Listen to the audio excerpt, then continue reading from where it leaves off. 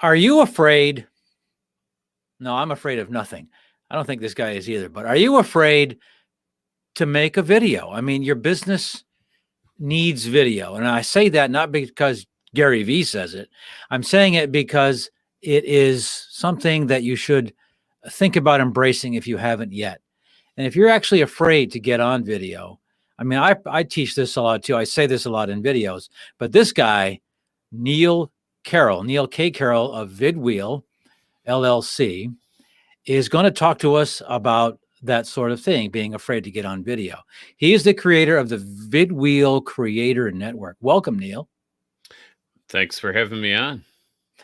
It seems like a natural. I mean, I've been on your network a few times and answered some questions for some of your viewers. So let's do a live shot here. Why do you think, Neil, we'll get right to it. Why do you think people are afraid to get on camera, on a video, even with just their phone or something? Why is that? Well, I think it often, it comes down to a few things. I think a lot of people are afraid that they're not going to come across really well, especially in a setting like, I know one of the places that we're live casting this is to LinkedIn. I find it a lot on that network where you're just expected to be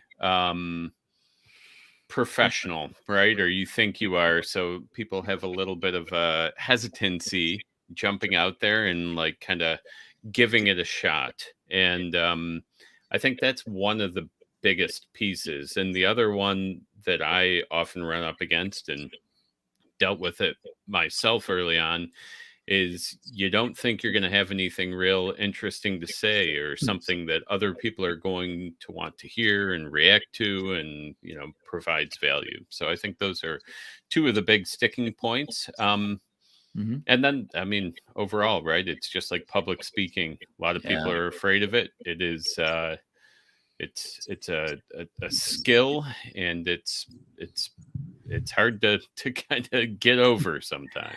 Do you recall? No, I've been wanting to ask you this. Do you recall the first video you made yourself? Yeah, so I actually, I actually had a production company that I ran, and we had staff. We made stuff for folks for years before I ever jumped on camera. So the first video I made in a professional capacity that featured me was almost 8 years after I started my agency. I sat down with a friend and did an interview. And the whole reason I did it was I got this fancy new 360 camera that I was trying to just kind of figure out how it worked and everything. Now, it's a 360 camera is maybe not the best, or an interview being recorded with the 360 camera is maybe not the best use of that tech, but I just wanted to like give it a shot. And it was something that we pushed out there. And, every time you get in front of the camera and you start making videos, it's easier. So that was the one that was maybe 3 or 4 years ago now. Wow. Okay. And tell us exactly now, and this would be the best way to, I think, get people to understand the fear of being on video. What exactly does your network? I mean, you have a lot of people in your network. Looks like from what I've seen, and they all help each other out with that fear, right? And also what tech to use and things like that. Now, I was just looking at the video on the front end of your website. It talks about a kit. Now, that kit is everything you need to actually do a video. But if you're like low budget or something and you just started a business or just you're a solopreneur, I mean, would you might recommend like just doing this and getting on your phone and doing a video like that? Yeah, ultimately, ultimately, we do have the kit within the program and everything, but the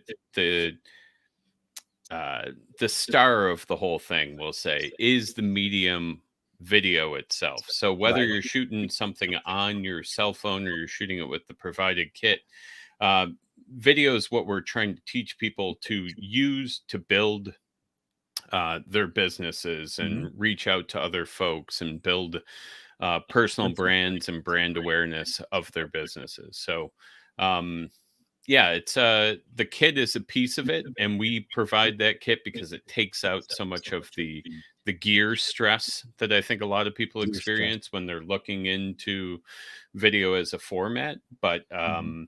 But it's just a piece, right? It's a small piece, and once you master whatever gear you're working with, it's all about creating valuable content and engaging with your target market in ways that are going to make them feel even better about what you can do for their business. Let's dig into that. Creating valuable content and content people that your clients, your potential clients would resonate with. The first part of that involves identifying your target audience, I would assume.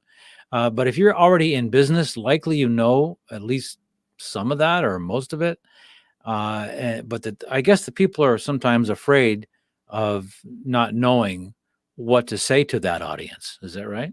Sure, yeah, that's a huge thing. I will say, to if you are in business, the easiest way to figure out your target market and who you should be talking to going forward is to look at your best clients, right? That Mhm. we run an exercise within the community that you look back at your existing clients, which ones are best for your business, which ones are, helping you create the best work or do the best projects, and then you try to find more like that. And then the next question after that is of course, what do you say to them?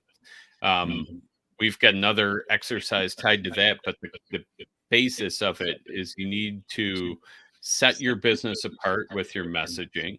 You need to hopefully solve some of the problems of Yeah. your target market, and you've got to provide value to them in whatever way possible. So that's that's that's the very cryptic way of getting to that messaging, I guess. Yeah, addressing maybe perhaps addressing a result of what will happen if they make a video and how much will improve their lives or improve their quote resonation of the message, which in turn and eventually means revenue, which is why they're in business in the first place. That and passion. Now, people are in business for themselves. I'm talking about entrepreneurs, solopreneurs, anybody that owns any company anywhere with employees or without. They're all doing it for the passion of it. They're doing it. And that's what you can come across.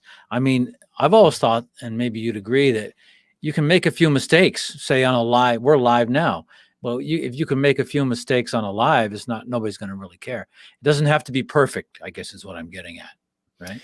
Yeah, that is that's something come back to a lot is I always tell people your first video is not going to be perfect, right? Anybody who's trying to put out a perfect video with their first attempt, it's especially solopreneurs and like doing it DIY style, like you just have to ship it.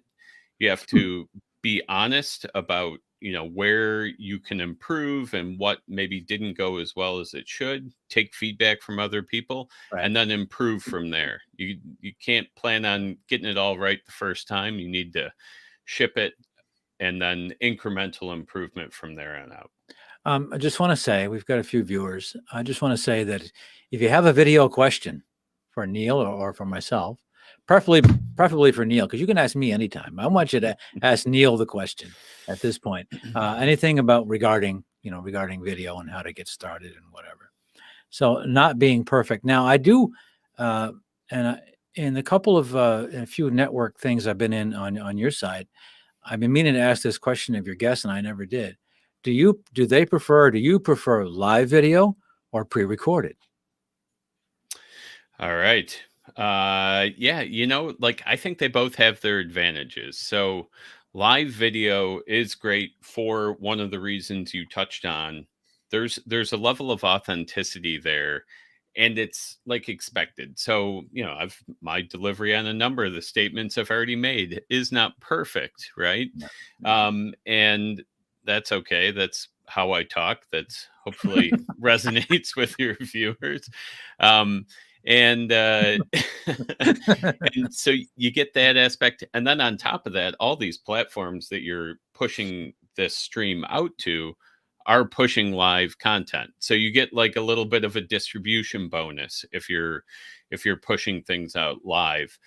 That all said, pre-recorded video, you do have maybe a little more of a chance to hone your message in or get a couple takes on Mhm. something.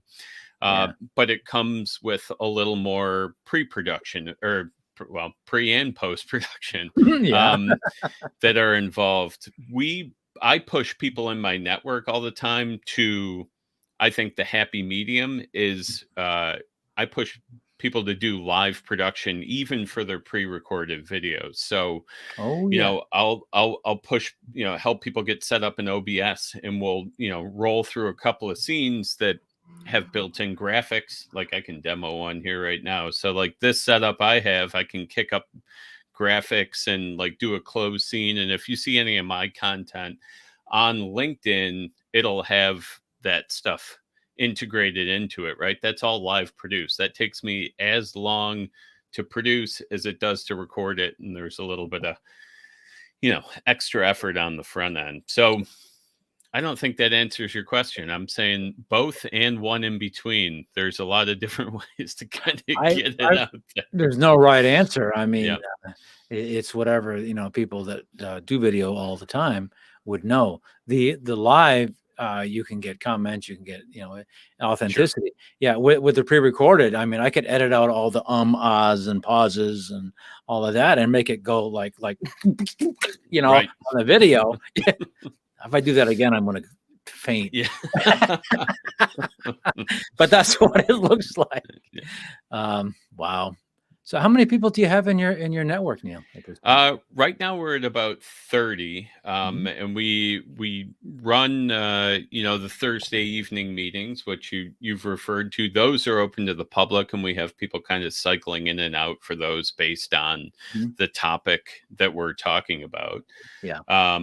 This month is video podcast month, so if anybody's interested in that, come find me on LinkedIn, and I'll get you set up with our next evening meeting. Which, should I put you? See, I could turn the tables here.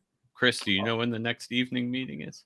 Yeah, it's the 18th of Oh man, November. you nailed it. Yeah, 18th of that's right. November, 8 p.m. Eastern. And You I have to got it. ask you, Neil, and I'm going to ask you this right in public.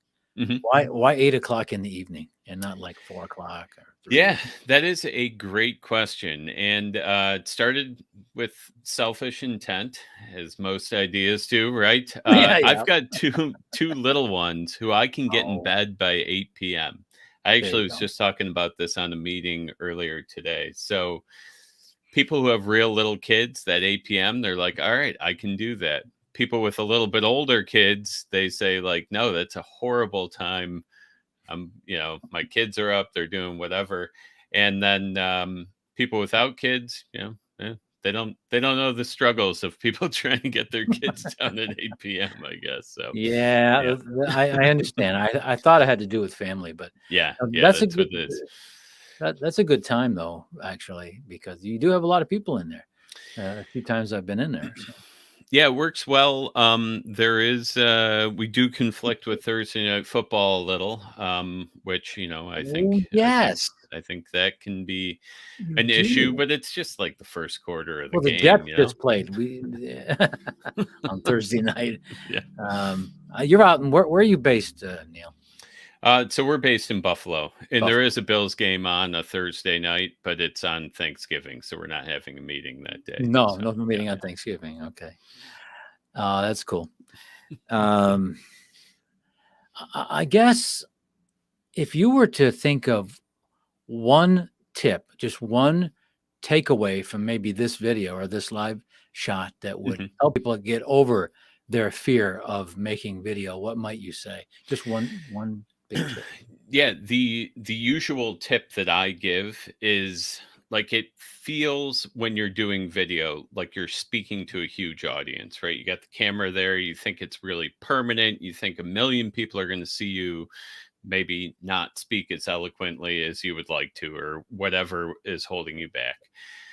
if you can convince yourself that you're talking to one person on the other side of the camera, that's usually the best way to get it done. Um, it takes a lot of the pressure off. We've got another guy in the network, Eric Worrell, who always talks about if you make bad content, and this is another good one. If your content's not great, nobody's going to watch it. So like you also have that going, this idea that, you're going to blow up with a viral video of that you don't like or something is just not a huge fear. So focus on talking to one person. And the other way I tell people to deal with that sometimes is if you have a friend or a spouse or a kid, maybe one of these little kids before they go to bed, you put them on the other side of the camera and you just have a conversation with them with the Yes. camera in between you two. And that helps you speak in a more like natural cadence. It Mhm. really helps kind of take some of the pressure off. And it might not be perfect if you're doing that Q&A style, but it works. So it's yeah, That's pretend you're having a perfect. conversation. You One took that person. you took that a little further than I did. I've made videos saying almost that exact same thing. Just talk, and this came from when I used to do radio. I have a radio background. I was in radio broadcasting. So that's why I do voiceover, but I was always picturing myself, and it's the same thing with video. You're talking to one person Right. out there sitting in the car, sitting at their house or wherever, driving, one person. Even if it's 50,000 people, it's one person at a time. And that is absolutely perfect. That's And we could even loop it back to what we were talking about earlier, right? Often when people do their ideal markets, they come up with that avatar. You could pretend you're talking to your avatar persona, right? That one person that you really want to resonate with. Mhm. Yeah, have the Right. conversation with them. That's what really works for sure. So how can people get a hold of you again, Neil? I'm most active if you're looking just for me out and about on LinkedIn. You can Mhm. look up Vidwheel or Neil K. Carroll is how I'm listed on LinkedIn. We put out, some regular content. A lot of it is trying to draw people into those events that are on Thursday night.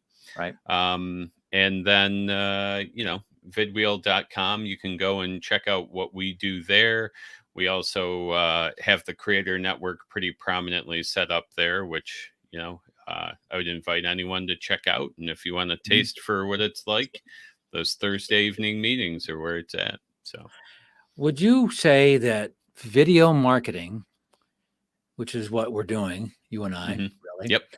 is more effective than text posts with pictures, more effective than even audio marketing? Now, that could go into the whole clubhouse arena and all of that sort of thing.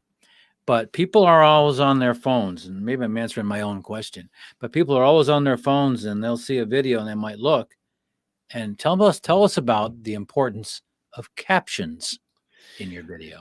Yeah, yeah. So to comment on what you're saying, I always tell people whatever they're most comfortable with, right? So if you're much more comfortable with writing a text post or a blog post, or you're a designer and you've got, you can put out great images, like I wouldn't there's advantages to video, but don't be afraid to kind of go with what you know and like to do, right? Because a Mhm. big Right. part of any marketing campaign, especially as a solo, is keeping it going. So if it's something that bums you out, like it's going to be hard to get out, don't kill yourself over it.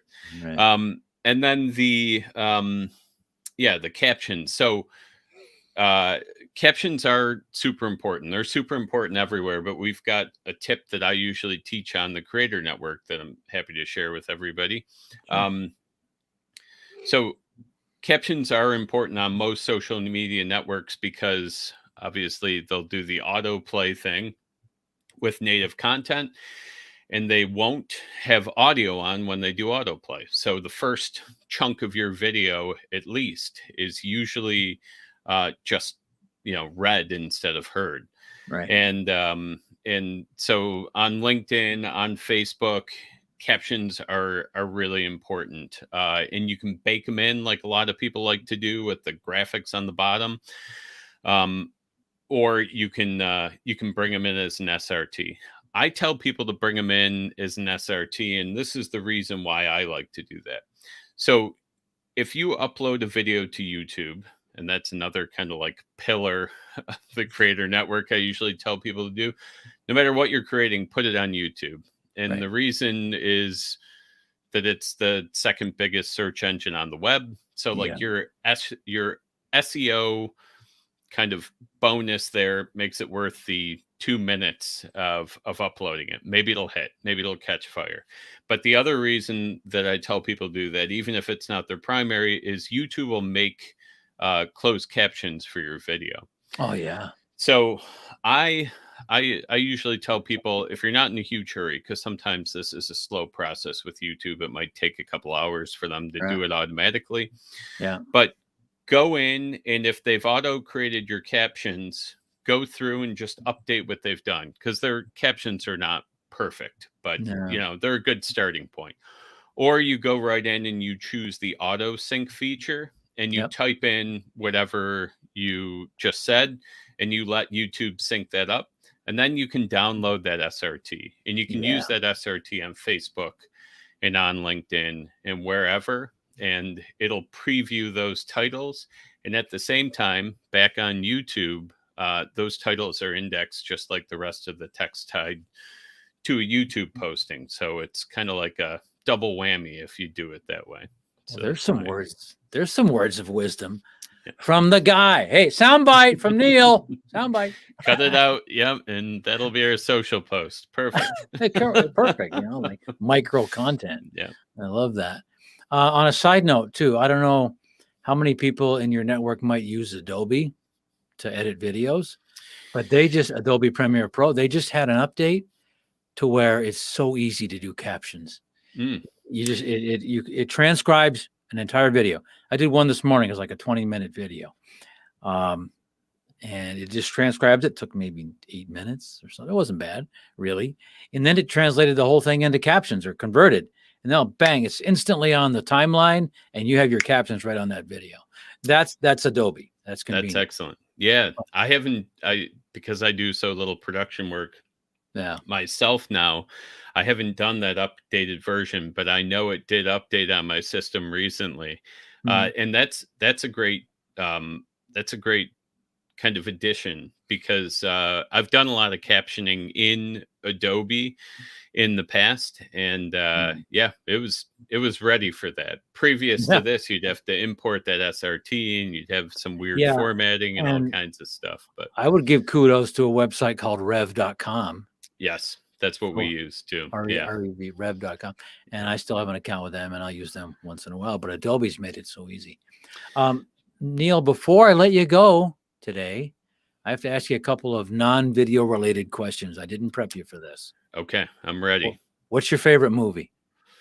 Oh, you know what? I was just talking at our last meeting.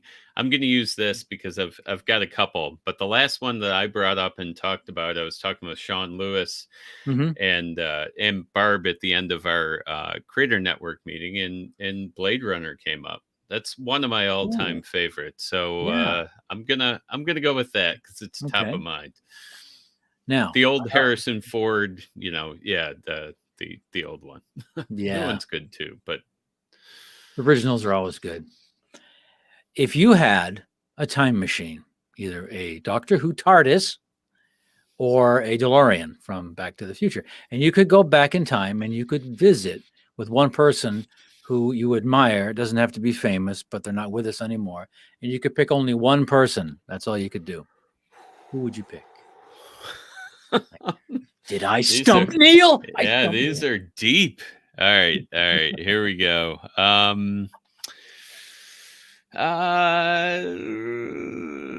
Well, I'm going to go with the first thing that came to mind. So I've had a conversation like this before at some point, and one person that I almost like that was around that I really think would have been a very interesting conversation, but he passed away a decade, maybe 15 years ago, is Kurt Vonnegut. I think that would be a conversation to be had. So because I only have to go 15 years. Maybe that's not an exciting one, but yeah, Oh, yeah, they're I all would I would everything. love to have a chat with that.